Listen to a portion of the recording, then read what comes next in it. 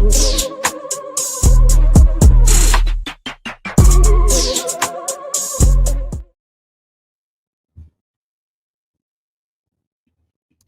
my true crime friends, I am back. We are going to redo this video because the last one apparently had no sound. So, as a mother and someone who will think of what ifs when that what if isn't even a current possibility, I have thought about if for some reason or another my husband and I would divorce. I would have to accept that my kids would very likely be around another female or someone else of my husband's choosing. I wouldn't choose the person, but let's be honest. I probably wouldn't be very accepting, at least at first. Okay. Um, and I'm being honest. But what if things seem off and continue in a downward spiral? My kids come home. They don't want to go back. They're crying. Um, I'm not putting blame when we start talking about this. I'm not putting blame on the mother of this child. But this is just things that I have thought about. So today, we're going to look at a case that took place in Harahan, Louisiana, a suburb just outside of the New Orleans area. I do want to label this with a warning. This content may be disturbing to some viewers. You may not want to proceed. If you're sticking around, awesome. We're going to get right into it. I'm going to give you a short intro. If you're going to scroll on, hey, I get it. Totally understand. So, Jennifer and Michael, who were never married, but they were in a relationship, had 2 children. Jennifer gave birth to their first daughter in 2015 and then a second daughter in 2017. Right after the birth of their second daughter, maybe a year or so later, things are starting to go south. It doesn't look like it's going to work out. Things happen, right? So, I have this video and we're going to go through it and we are going to pause here and there and we are going to discuss some of it. If you come on to the live and you decide you want to talk about it, come on. You're more than welcome. I would love to have you here. So here we go. Shortly after having their second child, it was clear things weren't going to work out between Michael and Jennifer.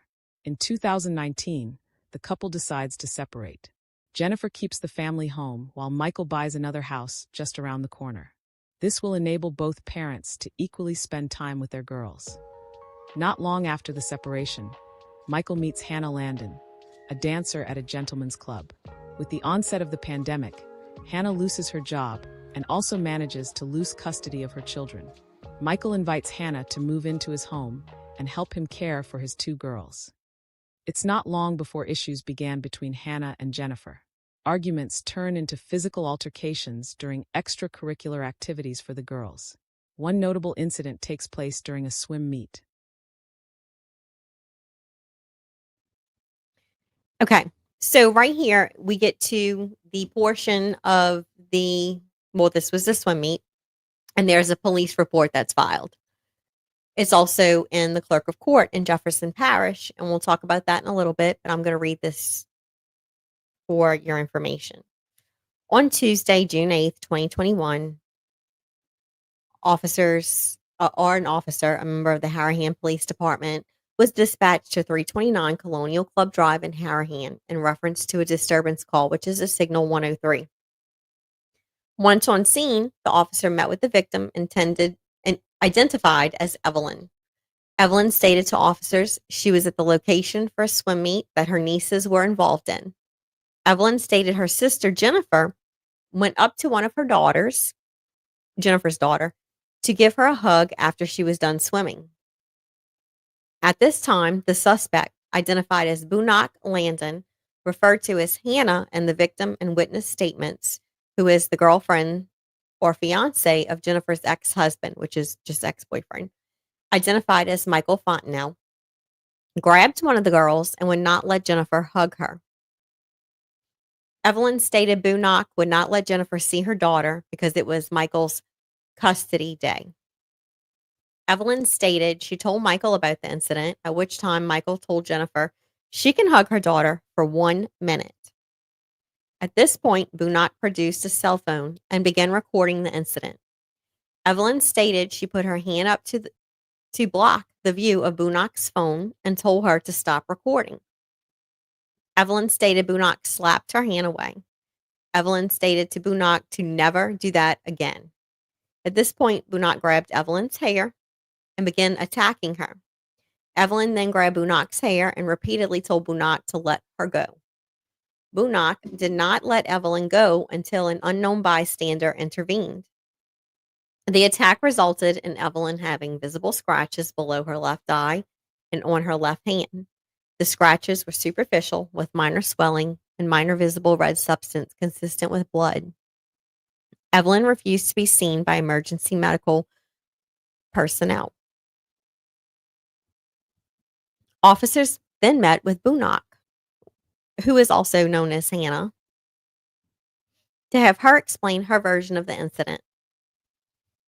Hannah was extremely uncooperative with officers for the duration of their time on scene, initially refusing to even identify herself. Once informed, if she did not do so, she could go to jail. Hannah complied with officers' requests to relinquish her personal information for reporting purposes. Hannah eventually explained that she was grabbing on to one of Michael's daughters out of the pool because she was cold when Evelyn came up behind her, grabbed her on the shoulder, spinning her around and attacking her unprovoked. Hannah stated she pulled her phone out to record the incident, but was unaware if anything was captured. Hannah did not produce any video footage for officers to review. When officers informed Hannah that Evelyn wished to pursue charges against her for battery, Hannah stated she wished to pursue charges as well. Officers explained the process for doing such, which would require a written statement, to which Hannah stated she declined to do so without her attorney present. Officers asked Hannah if there was anyone who could corroborate her version of the incident that could fill out a witness statement on her behalf, to which she could not produce anyone willing to do so. Hannah stated she had back pain, but refused to go into the restroom to see if she had any visible wounds. Officers did not observe any marks on Hannah from what they could see. Hannah refused treatment by emergency medical services on scene. It should be noted that Hannah had no form of identification on her to properly identify herself. When asked for a phone number for the report, Hannah stated she didn't own a phone, contradicting her earlier statement that she produced a phone to record the incident. Hannah stated people get in touch with her via email. Officers inquired about a phone number from Michael, to which Hannah further stated Michael did not have a phone. When asked whose phone Michael was observed using, Hannah said she didn't know. Officers met with Michael to see if he was willing to provide a witness statement or any useful information to the incident.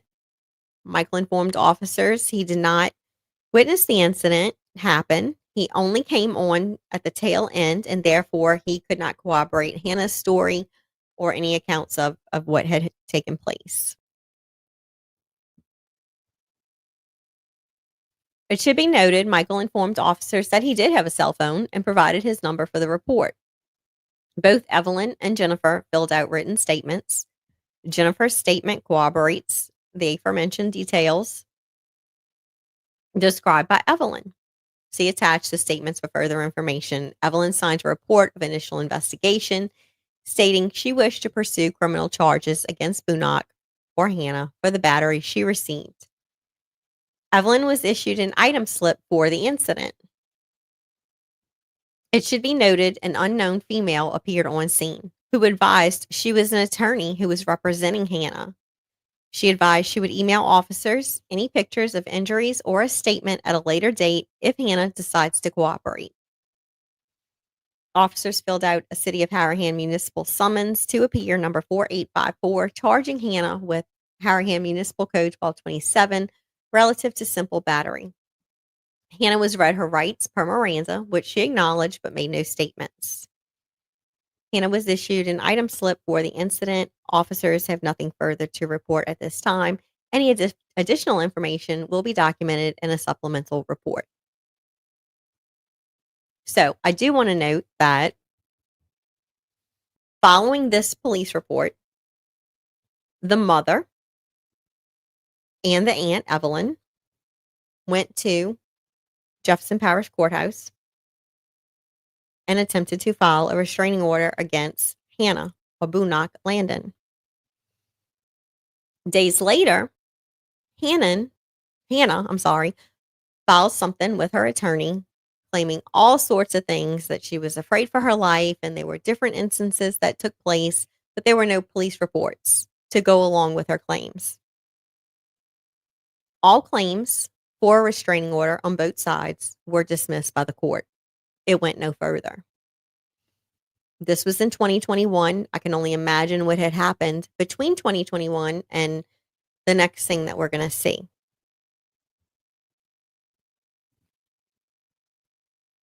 Now it's April 24th, 2023. Bella, who is now 6 years old, is attending therapy sessions to help deal with separation anxiety. She's been having near daily panic attacks and hysterical crying fits at school. During the therapy session, Bella reveals that she is afraid of Ms. Hannah and says that Ms. Hannah is very mean to her. Michael tells Hannah about how Bella says she's feeling, and he mentions the relationship may need to be reevaluated. But Hannah doesn't seem to care. Later, an argument starts between the couple because Hannah has used Bella's wagon for gardening work. When Michael comes home for lunch on April 24th, Hannah is naked and attempts to seduce him. Michael isn't interested. He returns to work and doesn't speak to Hannah again until later in the evening. In the late evening hours, Hannah kept Michael updated about the girls. She sends him text messages letting him know baths were taken. Bella placed her tooth under her pillow, and the kids were tucked in for the night. All seems well at Michael's house. The next morning, Michael wakes up and realizes both Hannah and Bella are missing. After frantically searching inside the home, Michael goes to the Harahan police station. Officers begin canvassing the neighborhood. Deputies from Jefferson Parish are called in for assistance. And then, Bella's mother, Jennifer, finds a wagon with a bucket in her front yard. The bucket appears to have a red substance on the outside. Officers on scene open the bucket found in Jennifer's front yard and find Bella's body inside. Bella was wearing her pink polka dot pajamas and is placed face down inside the bucket, in the fetal position. Hours after police discover Bella's body, Hannah walks calmly into the Harahan police station. Hannah proceeds to ask for hugs from her mother and makes other strange requests. EMTs are called to the scene, who evaluate her and transport her to an area hospital. As law enforcement officers continue their investigation, they are provided with a video that appears to be Hannah pulling a wagon with a bucket inside down the street at approximately 9:30 p.m. on the prior evening. This matches the description of the bucket found in the front yard of Jennifer's home, Bella's mother.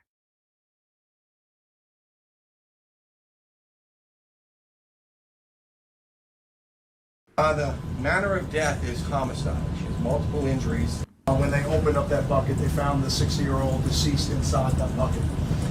Turned into a homicide investigation. Obviously, at that point, homicide detectives from Jefferson Parish Sheriff's Office were called out to the households in the neighboring area, which showed her pulling a wagon down late last night with the bucket inside the back of that wagon. After being evaluated at a local hospital, 43-year-old Hannah Landon was charged with first-degree murder and 2 counts of obstruction of justice. It's later learned that Hannah began sending goodbye texts to her friends after dropping the bucket in Jennifer's front yard. Some of those text messages were sent to friends she made during her exotic dancing days, saying, "Remember me as Valentina." Valentina was one of her stage names. Hannah sends a message to her sister that reads, "I've buried my phone under a tree, and my phone has proof that I was abused by Michael. Be sure my attorney gets it." Hannah wakes Michael's older daughter and tells her she is going to Florida. Later, investigators would see that Hannah Googled defense attorneys in the hours before and after the murder. She also placed her phone in a Ziploc bag before burying it. Autopsy results revealed that Bella's cause of death was manual strangulation and blunt force trauma to the head. Authorities. So we just talked about the cause of Bella's death, or in the video, that's what it says. Hannah went to trial last week in Jefferson Parish. And I just want to talk a little bit about some things that went on while she was on trial. She fought this for quite some time. She was supposed to go to trial on several occasions. She would always say that she was not mentally capable of standing trial. She was insane or all these other things. So remember, Bella is 6 years old. She's in kindergarten. Hannah or Valentina is able to send goodbye texts to her friends, other dancers that she had danced with while she was an exotic dancer, a stripper.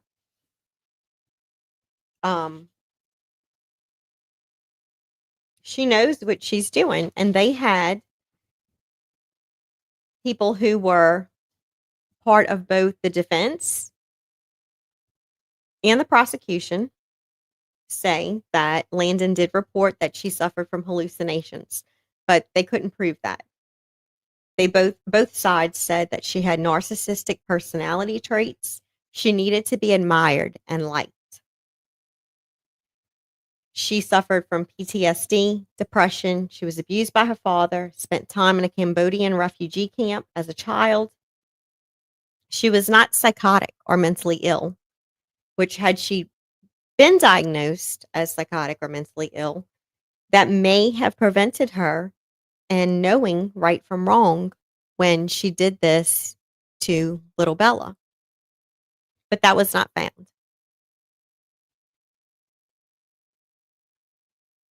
Prosecutors said that Hannah lacked empathy. She saw people in black and white terms, especially Bella, who she treated harshly. Bella's oldest sister took the stand during trial and said that Bella often cried herself to sleep at night, afraid that she would go back to her dad's and that Miss Hannah would be there. She often said that Miss Hannah was mean to her, hurt her, would punish her for no reason, and would also not let her have a drink or food or whatever the case was. She was very, very mean to Bella.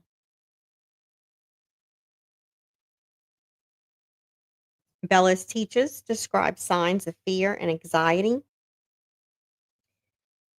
Bella would also explain to them that she was put in time out for no reason. Um, and I'm just looking through my notes. That's why it's kind of taken me a while because there was a lot of notes. I've followed this case since it happened. I live very close by, and it made me sick. The jury basically deliberated for less than 45 minutes last week to find Hannah guilty of first-degree murder and 2 charges of obstruction of justice. She did bury her cell phone. First, she put it in a Ziploc bag and sent some text messages to her sister, which we just talked about. She sent text messages to her other friends who were also exotic dancers. Pre-K teachers testified during the trial last week, and they also said that Bella was very nervous. She had anxiety. She'd roll her dress, twirl her hair in knots. She'd ask regularly for hugs from her teachers. This became something regular. She needed hugs all day long from her teachers. She would say, "Hannah hurts me. I want to be with my mom."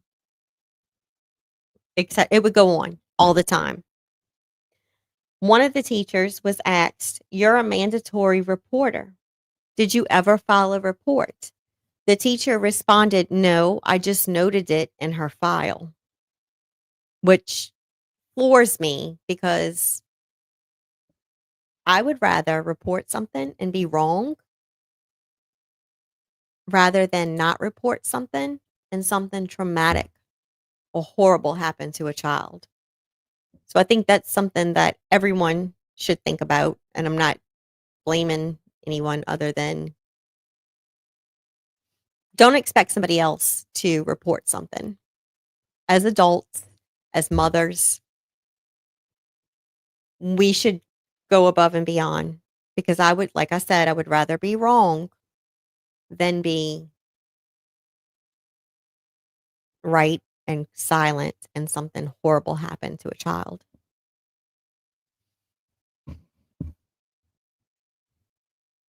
Authorities said it was likely that Bella was still alive when placed inside the 10-gallon chlorine bucket. After several attempts to claim insanity, Landon was finally put on trial last week in Jefferson Parish. It took the jury less than 45 minutes to reach a guilty verdict. Landon will be sentenced on Tuesday, May 6th at 9 a.m. That sentence will be a mandatory life sentence without the possibility of parole.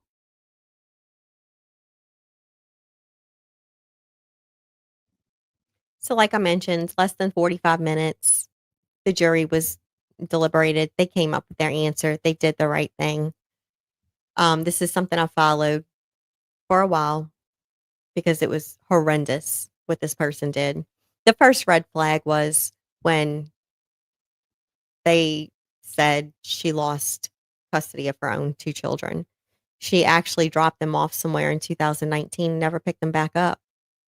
I believe they're boys. I'm not 100% sure. But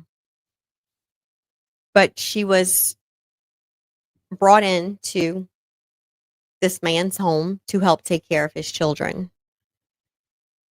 And this is what she did. The older sister, who is now 9, did get on the stand and testify. I can't imagine what this brought up. Tomorrow is May 5th. That will mark the 2-year anniversary of when Bella's funeral took place and when she was buried. So last week, the mother, the grandmothers, the sister, aunts, they all got on the stand. It brought up I know it brought up a lot of things that killed them inside. And now tomorrow is the 2-year anniversary of her being buried. If you're the praying type, or if you're the ones that send good vibes or whatever, I think that's something we all need to do right now. To help, hopefully, that they get through this. And just as a reminder, if you see something or you think you see something, it's better to say something than not say something. It's better to just be wrong. Hannah will spend the rest of her life in prison with no possibility of parole in the state of Louisiana. The parents still are actively in a custody battle with the oldest child that is still living. She, no doubt, is nervous, worries about going with the dad, or who may be there, or who could hurt her, which is totally understandable.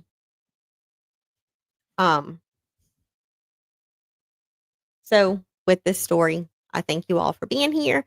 I thank you for watching. This is the second time that I am posting it, because the first time apparently something was wrong with the sound, so it'll be up there twice. So whichever time you watch it, thank you. I hope you come back for more. Be sure to follow, subscribe, and like the video. We'll be back with more stuff. This was pretty horrendous. And I hope that Hannah has a horrible life for all the days she has left. So again, thanks for being here, and I'll see you again soon. Thanks for watching. Please be sure to subscribe so you don't miss new content.